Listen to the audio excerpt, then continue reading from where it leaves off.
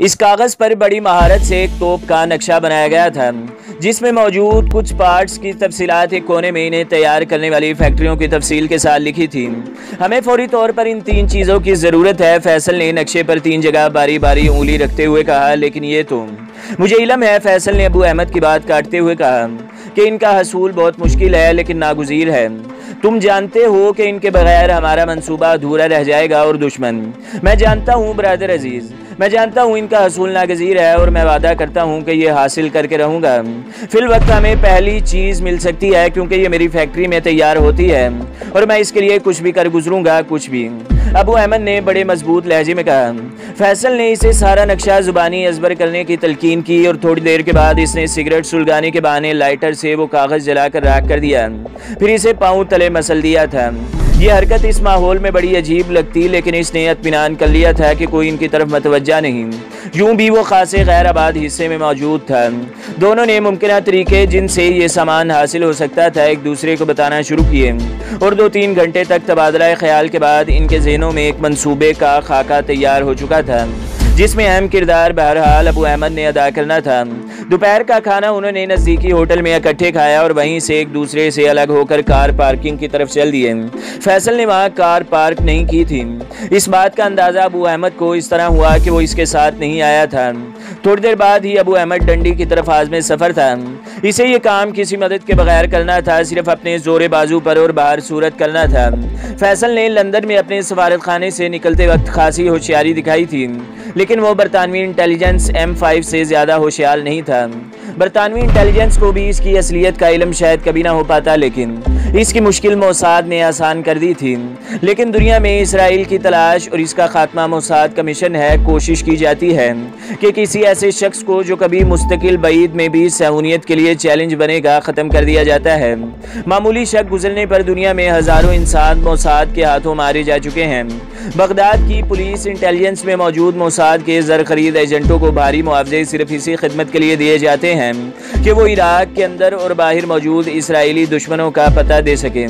जिस रोज़ इराक के वजारत ख़ारजा में मौजूद इस खूबसूरत सेक्रेटरी खातून ने, जो नस्लन ईसाई और मोसाद की एक एजेंट की दाश्ता बनने के बाद अब इसराइल के लिए खिदमत अंजाम दे रही थी, फैसल के मुतल्लिक इतला पहुँचाई कि वो एक ख़ास मिशन के लिए लंदन की इराक एम्बेसी में जा रहा है, तो मोसाद हरकत में आ गई।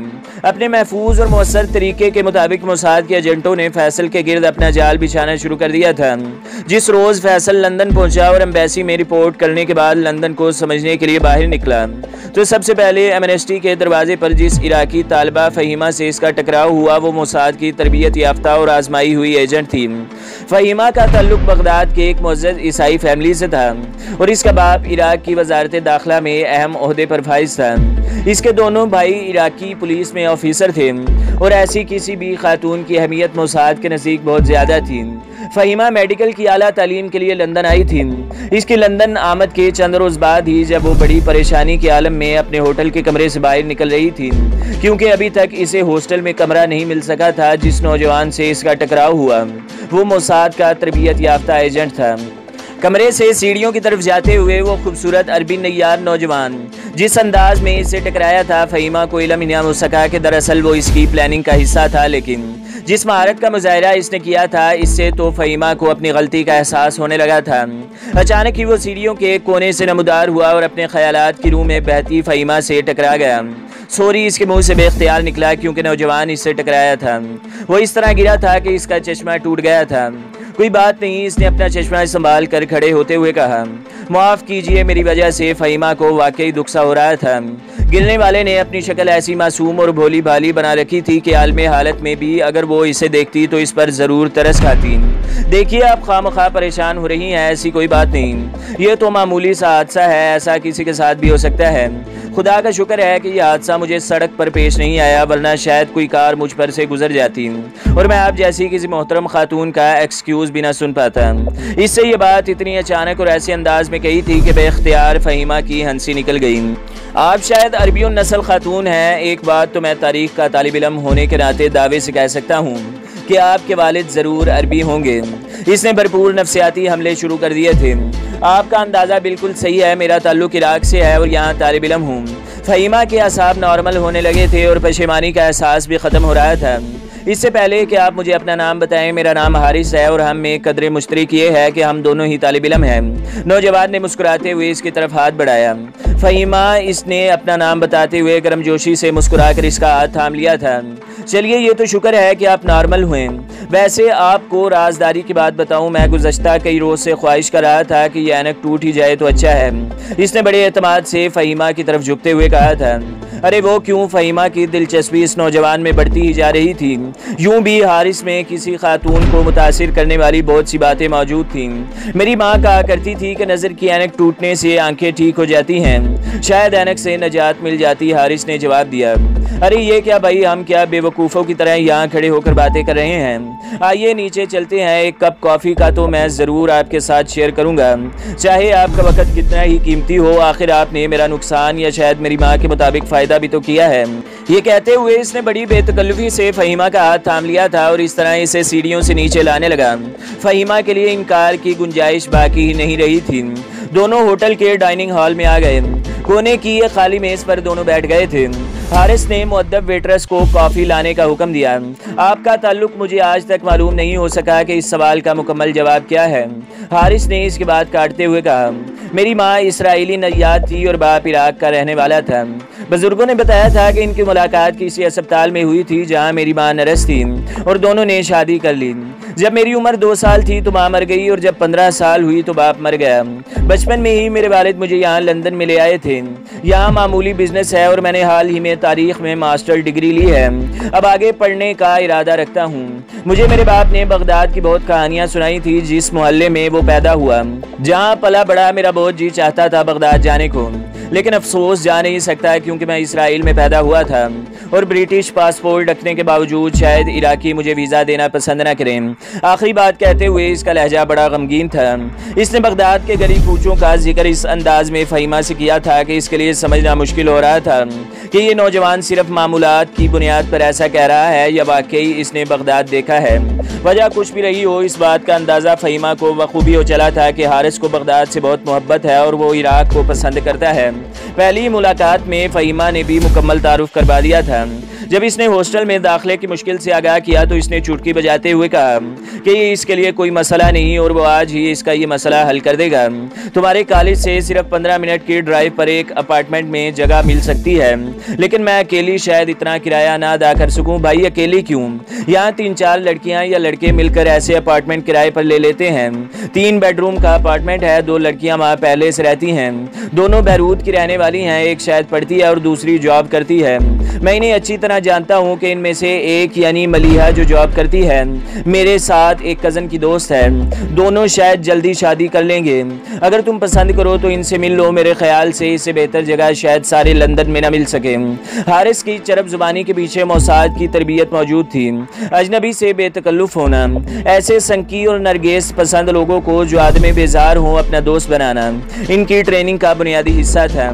उन्हें यही बताया और सिखाया जाता था कि इंसान में वो कौन कौन सी कमजोरियां हैं जिन्हें एक्सप्लॉइट करके इनसे दोस्ती की जा सकती है, उन्हें अपने करीब लाया जा सकता है और इतना करीब कि फिर अगर वो दूर होना भी चाहें तो ना हो सके। फ़हीमा तो मॉडर्न ख्यालात की आज़ाद मुनिश लड़की थी। अगर इसकी जगह अरबी की कोई रिवायत पसंद खातून भी होती तो इसके साथ इतनी बेतकल्लुफ हो जाती। कॉफ़ी पीने के बाद फ़हीमा इसकी कार में सवार लंदन के इस नवाई इलाके की तरफ जा रही थी जहाँ इसके मसाइल का हल मौजूद था। इसने कार में रखी दूसरी ऐनक लगा ली थी और सारे रास्ते फ़हीमा के साथ इसी बेतकल्लुफ़ी और अपनाइयत से बातें करता रहा था कि जब वो 1 घंटे की ड्राइव के बाद मंजिल मकसूद पर पहुंचे तो दोनों की दोस्ती मोहब्बत में तब्दील हो चुकी थी। हारिस इसे जिस अपार्टमेंट में लाया था यह लंदन में मौजूद मोसाद के बहुत से सेफ हाउसेज में से एक सेफ हाउस था। फ़हीमा को इस बात का एहसास ही न हो सका कि इससे टकराने से पहले मोसाद के मुस्तैद एजेंटों ने इसके मुतल्लिक तकरीबन तमाम मालूमात इकट्ठी कर ली थी। इन मालूमात में इसकी पैदाइश से आज तक के तमाम वाक़यात, इसका तैलीमी रिकॉर्ड, आदतें, दोस्तियाँ, मोहब्बतें, नफरतें सभी कुछ शामिल था। लंदन में इसकी मतलूबा ज़रूरियात को मद्देनज़र रखते हुए मोसाद ने मुकम्मल प्लान तैयार किया था। बाकायदा एक मंसूबा तैयार किया गया था जिसमें हारिस ने मरकजी किरदार अदा करना था। इस मंसूबे को अमली जामा पहनाने के लिए एक अपार्टमेंट में मोसाद की 2 एजेंट लड़कियों को रखा गया था। ऐसे अपार्टमेंट दुनिया के बेशतर ममालिक में मोसाद के पास हमेशा मौजूद रहते हैं, जिन्हें ज़रूरत पड़ने पर मुख्तलिफ मकासद के लिए इस्तेमाल किया जाता है। मंसूबे के मुताबिक वीकेंड होने की वजह से मलिहा घर पर ही मौजूद थी, जबकि इसकी साथी किसी दोस्त के साथ शॉपिंग करने गई थी। इसने बड़ी गर्मजोशी से फ़हीमा को वेलकम कहा था और अपार्टमेंट के किराए में इसका हिस्सा इतना कम बताया था कि फ़हीमा ने फ़ौरन हाँ कर दी थी। मोसाद को इसकी हिस्ट्री शीट से इल्म हुआ था कि ये ख्वाब देखने वाली लड़की है, दौलत इसकी कमज़ोरी है। बगदाद में भी बड़े बड़े दौलतमंद घरानों के लड़के इसके गिर्द मंडलाया करते थे। शराब और दूसरी ख़बासतें इसके लिए कोई नई बात नहीं थी। गो कि वो आदतन शराब नहीं पीती थी, लेकिन बगदाद की मॉडर्न फैमिली की लड़की होने के सबब इसे मायूब भी ख्याल नहीं करती थी। मोसाद के लिए तो फ़हीमा की शक्ल में बिल्ली के भागों छिंका टूटा था। इन्हें इस चिड़िया को फांसने के लिए कुछ ज्यादा जोर नहीं लगाना पड़ा था। शाम तक हारिस इसके साथ रहा। होटल से वो हारिस के साथ ही जाकर अपना सामान ले आई थी। इसने इस दरमियान सैकड़ों मरतबा हारिस का शुक्रिया अदा किया था। डिनर हारिस ने इन तीनों को अपनी तरफ से दिया था। अपनी प्यारी दोस्त फ़हीमा के मसाइल हल होने की खुशी में इसने 5 स्टार होटल के डाइनिंग हॉल में खाने से पहले वाइन के पैग तीनों के साथ टकराए हुए कहा। फ़हीमा ने वाइन लेने में ज़रा हिचकिचाहट भी नहीं दिखाई थी। इस बात का अंदाज़ा इसे हो गया था कि ये लोग भी इसकी तरह आदि शराब नोश नहीं, बस कभी कभी अच्छे मौके पर एक आध पैग लगाने वाले ही हैं। अब तक दोनों लड़कियां फ़हीमा को इस बात का एहसास दिला चुकी थीं कि वो बिलादे अरब की सबसे ज़्यादा खुशकिस्मत लड़की है, जिसने हारिस जैसे रईसज़ादे को पहली ही नज़र में घायल कर दिया है। और हारिस से ज़्यादा नफीस और अमीर नौजवान इसे सारे यूरोप और अरब में नहीं मिलेगा। जिस बेतकल्लुफ़ी से डिनर पर हारिस ने पाउंड लुटाए थे, इसके बाद तो फ़हीमा खुद को सुरैया और इसे अदनान खशोगी समझने लगी थी। वाकई वो बड़ी खुशकिस्मत थी। अगर हारिस का मुस्तकिल साथ मुयसर आ जाता तो शायद वो कभी इराक वापस ना जाने का फैसला कर सकती थी। डिनर रात देर गए ख़त्म हुआ था। पहली मुलाकात में यही बहुत था। हारिस शिकार पर कच्चे हाथ डालना नहीं चाहता था। दोनों लड़कियां अपने गाड़ी में गई थीं, जबकि हारिस इसे अपनी गाड़ी में अपार्टमेंट छोड़ने आया था। एक दूसरे से अलग होते हुए दोनों ने गर्मजोशी से मुआनका किया था, जो इस बात का सबूत था कि फ़हीमा कभी मोसाद के चंगुल से नहीं निकल सकती। हारिस ने इसे अपना फ़ोन नंबर देते हुए मुस्तकिल दोस्ती की बुनियाद रख दी।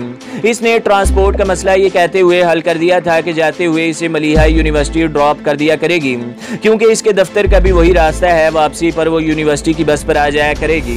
हारिस ने इसे बताया था कि ये तकलीफ भी चंद दिनों की है, फिर वो कोशिश करके इसे ड्राइविंग लाइसेंस दिला देगा, जिसके बाद फ़हीमा अपनी कार रख सकेगी।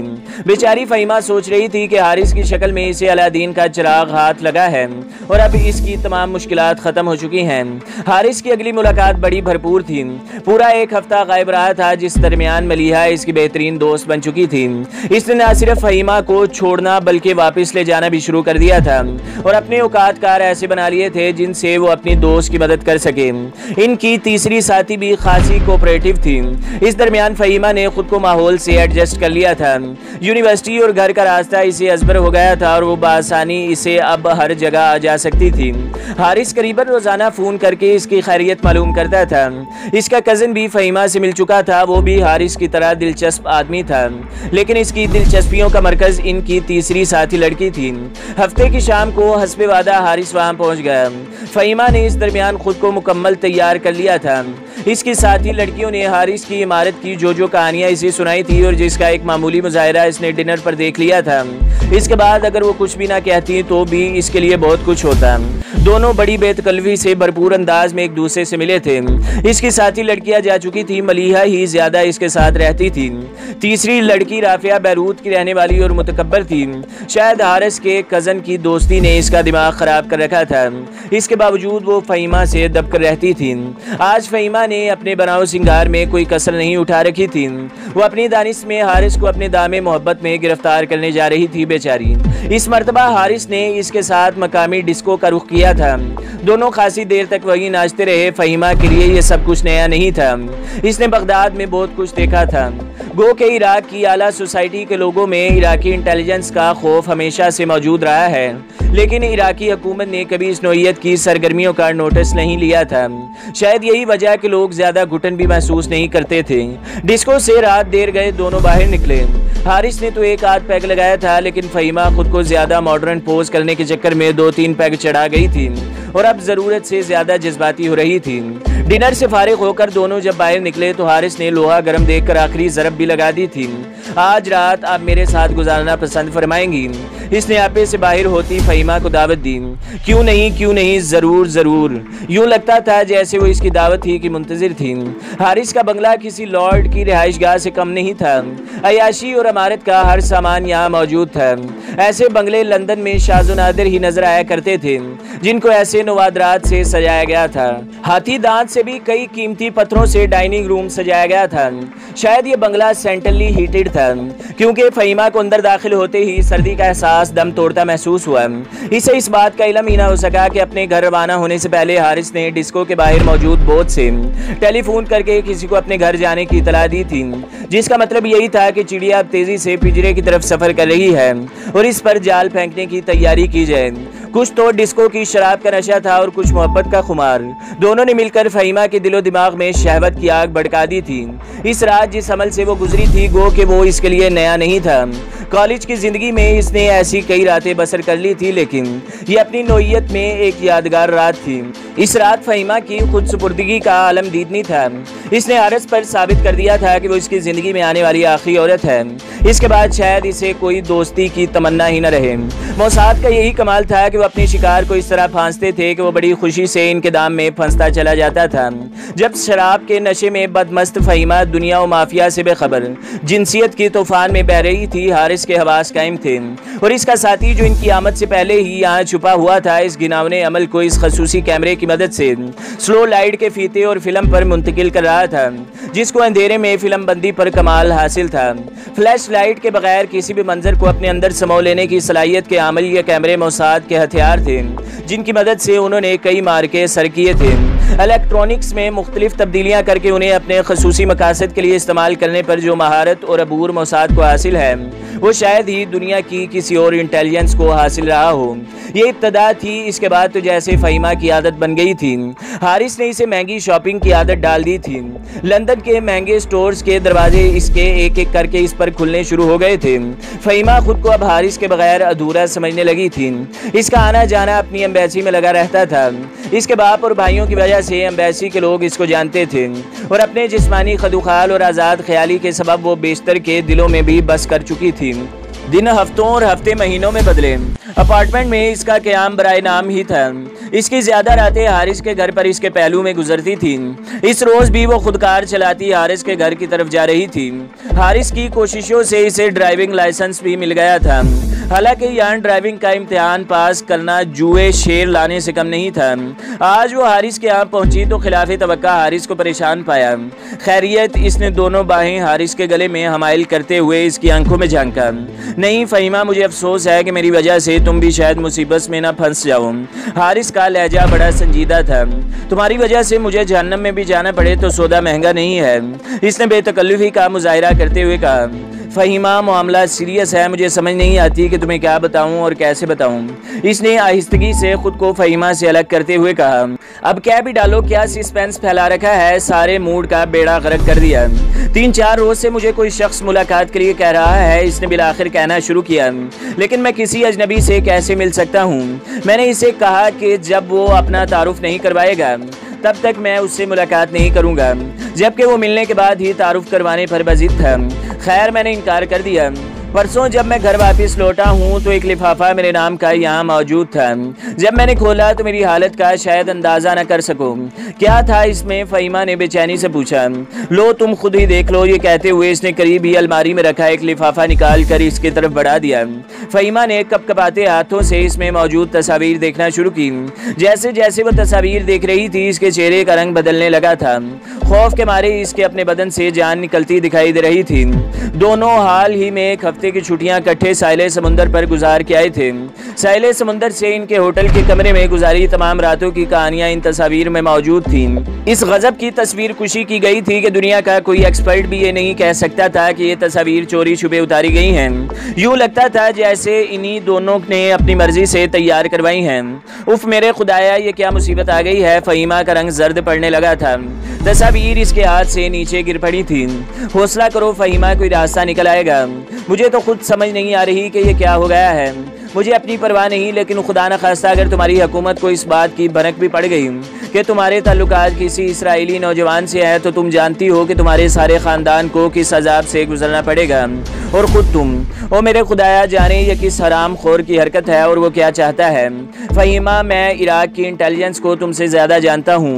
ये लोग दरिंदे हैं, दरिंदे तुम्हारी बोटियाँ नोच लेंगे। वो बड़ी मक्कारी से फहीमा को आने वाले काम के लिए शऊरी तौर पर आमादा कर रहा था। चंद मिनट ही में फहीमा को समझ आ गई कि जिस शख्स ने भी ये काम किया है वो न सिर्फ इसकी बल्कि इसके सारे ख़ानदान की ज़िंदगी बर्बाद कर सकता है। इराकी इंटेलिजेंस का इससे ज़्यादा इल्म और किसे हो सकता था। वो जानती थी कि किसी इसराइली नौजवान के साथ किसी इराकी लड़की के जिनसी मरासम की सज़ा कितनी अज़ियतनाक हो सकती है, शायद इसके तसव्वुर से भी ज़्यादा भयानक। क्या चाहता है वो? बिलाखिर इसने हौसला करके हारिस से पूछा। यही बताने के लिए वो हमसे मिलना चाहता है। हारिस ने ड्रामे के अलग एक्ट की तैयारी का स्टार्ट लिया।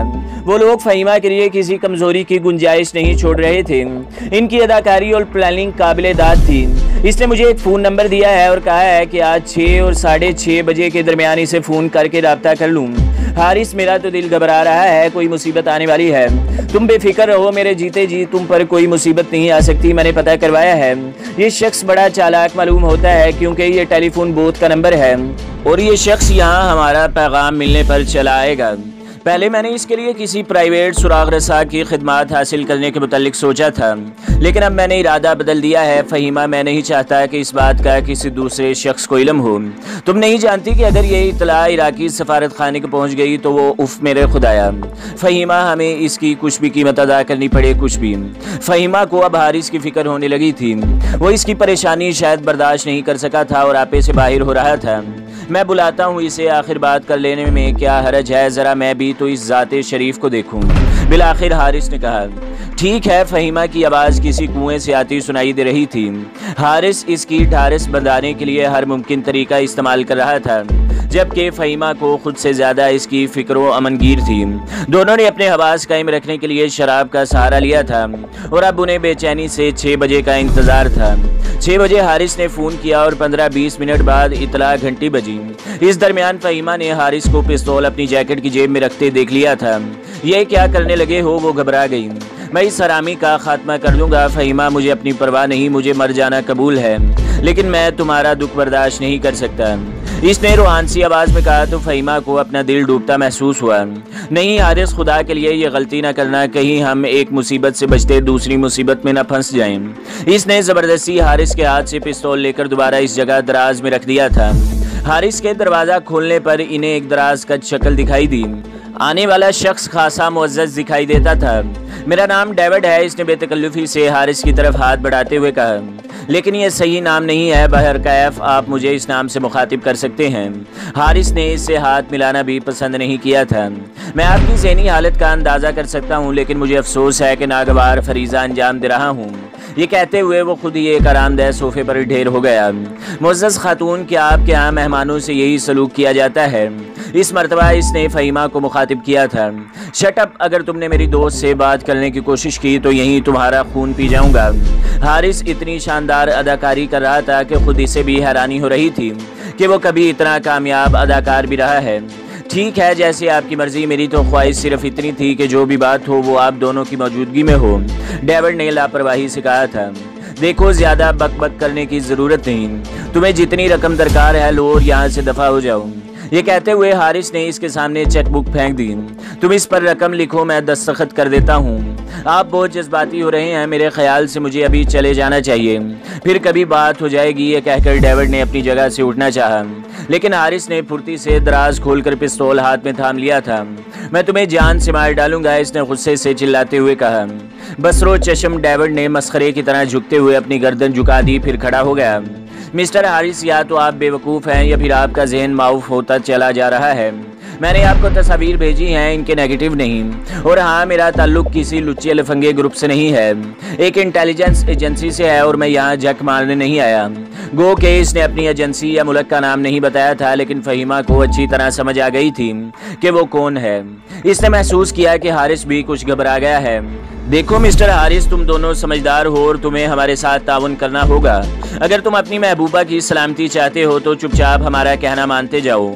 मैं सिर्फ एक शरीफाना वादा कर सकता हूँ कि आपके दोस्त हमसे कभी इसकी इस्तेदाद से ज़्यादा काम नहीं लेंगे। इससे ज़्यादा कोई वादा नहीं कर सकता। डेविड का लहजा खासा गंभीर हो गया था। मुझे समझ नहीं आती हम तुम्हारे लिए क्या कर सकते हैं। जाहिर है हम कोई गैर कानूनी काम नहीं करेंगे, हारिस ने चिढ़कर कहा। मैं कोई गैर कानूनी काम नहीं कह रहा, तुम्हारी दोस्त का ताल्लुक इराक से है, इसका आना जाना एम्बेसी में लगा रहता है। बस हमें कभी कभी कोई मालूमात दरकार होती हैं, वो ला दिया करे तो हम दोस्त हैं। और हाँ, जहाँ तक पैसों के मामलात हैं, इस बात का ख्याल रखना कि अगर तुम्हारी दोस्त का ताउन जारी रहा तो हम न सिर्फ तुम्हारी ज़रूरियात के ज़िम्मेदार होंगे, बल्कि दुनिया के हर इस मुल्क के दरवाजे जिसके साथ इसराइल के सफारती ताल्लुकात हैं तुम्हारे लिए खुल जाएंगे। ठीक है, अब तुम जाओ और आइंदा तुम सिर्फ मुझसे रब्ता करोगे, मेरी दोस्त से नहीं, हारिस ने फाड़ खाने वाले लहजे में कहा।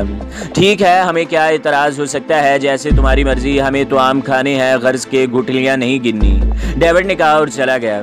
इसकी रवानगी के बाद दोनों एक दूसरे को तसलियाँ देते रहे। हारिस इस मुसीबत के लिए खुद को जिम्मेदार और फहीमा अपने आप को कसूरवार गिरदान रही थी। मोसाद के एजेंट हारिस ने बड़ी कामयाबी से इस खेल को अंजाम तक पहुँचा दिया था। अगले ही रोज़ डेविड ने उन्हें पहला टास्क दे दिया। इराक की एम्बेसी में मौजूद एक थर्ड सेक्रेटरी के क्वाइफ का पता लगाना था। फहीमा के लिए ये कोई मुश्किल काम नहीं था। इसने अपने असर रसूख से जल्द ही इसके मुतल्लिक तकरीबन तमाम मालूमात हासिल कर ली थी, जिससे ये मालूमात फिर डेविड को मुंतकिल हो गईं। इसके बाद तो ये सिलसिला चल निकला। फहीमा जानती थी कि दोनों बुरी तरह फंस चुके हैं। इस दरमियान हारिस ने बड़ी कामयाबी से न सिर्फ इसे शराब नोशी का आदी बना दिया था, बल्कि जुआ खेलने की आदत भी डाल दी थी। इस काम के लिए फहीमा को जो रकम दरकार होती वो हारिस इसे ये कहकर दे देता कि ये इन लोगों ने इसलिए दी है। फहीमा को अब इस काम की आदत सी हो गई थी। 2-3 माह बाद वो ज़मीर के बोझ से भी आज़ाद हो गई थी। शायद इसने लाशऊरी तौर पर इस सज़ा को कबूल कर लिया था। इसकी कोशिश यही होती थी कि जिस तरह भी मुमकिन हो वो मोसाद से ज़्यादा पैसे वसूल कर सके। जैसे जैसे वो कमज़ोर हो रही थी, मोसाद के तकाजे बढ़ते जा रहे थे। डेविड के अलावा अब एक और शख्स ने भी इससे मिलना शुरू कर दिया था। इस दरमियान हारिस बुरी तरह इसके हवास पर छा चुका था।